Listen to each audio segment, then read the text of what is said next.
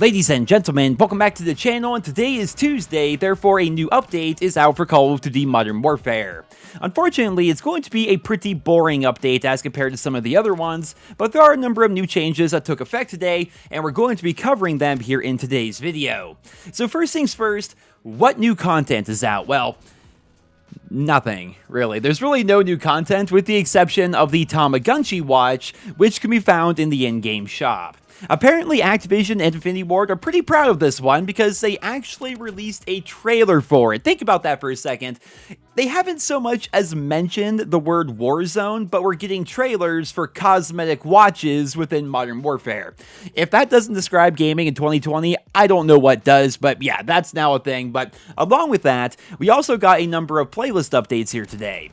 Shoot to Ship is now back, which replaces the Dirty Old Houseboat playlist, so basically it's going to be the same thing, but with no Rust, which is kind of sad, actually. I think I like Rust a lot more than Shoot House. That may be an unpopular opinion, but to me, Rust is a little bit better than Shoot House. And of course, Shipment is pretty much the ultimate map for leveling up yourself, as well as your guns and doing challenges and things like that. But yeah, Shoot to Ship is now back, along with 3v3 Gunfight. That has taken the place of 3v3 Snipers Only, and the 1v1 Rust playlist has also returned, but this time, radar is always on, and you can hear the other players talking. Like, for example, if the other player is reloading, he's going to announce that, which is going to make it a lot easier to tell exactly where they are, which is pretty good for a 1v1, I suppose. I don't know, man. Like, the idea of 1v1ing in Call of Duty used to be such a big thing way back in the day. Like, back in, like, the Xbox 360 heyday, people would put their 1v1 records in their bios on their gamer tags and things like that, but to me, it just seems like such, like, an old thing that people don't really do anymore. Am I crazy here? Do people actually 1v1? Like, do people get angry at each other in-game and then back out and then go to the smallest map and do a 1v1? Is that still a thing? I'm really not sure, but the 1v1 Rust playlist has returned, and we also now have Boots on the Ground War, which is basically what we had last week. Last week we had the Realism Infantry Ground War playlist. Well, it's the same thing without the realism rules, which I think is actually a good thing. For me personally, realism wasn't all that fun. It was fun for a little bit, but after a while, I'm like, I just kind of miss seeing numbers and stuff like that popping up on my screen, so that's gonna be a pretty cool update, I suppose. But I'm sad to report here, guys, that Giant Infection has been removed from the game. This has been a really weird situation to follow, right? Because initially, Giant Infection came out and everybody loved it, right? Everyone was really enjoying it because it gave out tons of experience and it was also really fun to play.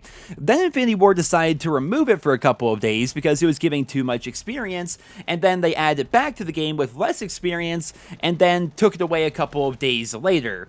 It's a well-known fact that the Call of Duty community loves party modes, so I think it's really strange that they would just simply remove Ground War Infection from the game.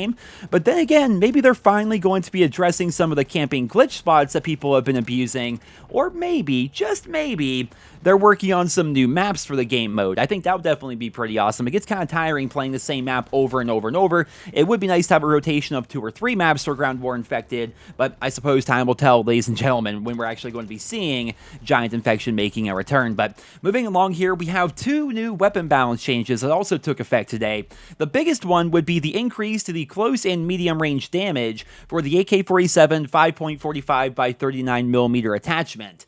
That's a mouthful, but that is an awesome attachment that basically turns the AK-47 into the AK-74U submachine gun, though unfortunately it wasn't all that good to begin with, right? It turned it into a really bottom tier submachine gun as compared to being a decent submachine gun like we remember the 74U being. Well, reports are coming in today that the update actually did make the attachment better. And I know that sounds weird to say, but every time Infinity Ward releases a new update for Modern Warfare, half of the things in the patch notes simply don't actually take effect, right? It just really makes no sense whatsoever. They'll say something has happened when in reality it hasn't. And if you want to follow a YouTuber that actually keeps track of all this stuff, Exclusive Ace is fantastic for that. He reported last week, Drifter did as well, that the AK-74U attachment really wasn't changed whatsoever. Well, this week it has been changed, and it's definitely a lot better. I'll put a link to Ace's video down in the description if you guys want to go ahead and check it out. And yeah, definitely give it a try because, I mean, it's a fun gun already. It's fun to run around with an AK-74U, and now it's actually good as compared to what it was previously, where it was really more of a bottom-tier SMG variant. So that's definitely pretty awesome. In addition to that, we now have an extra attachment for the Uzi, which can be unlocked via challenge. We had one of these coming to the game last week as well. They basically added added a new attachment for you to unlock with the Uzi via challenge, sort of similar to how you unlock akimbo for the pistols. And I'm gonna have to ask you guys, is it any good? Because I personally have no freaking idea. I have barely touched the Uzi in this game.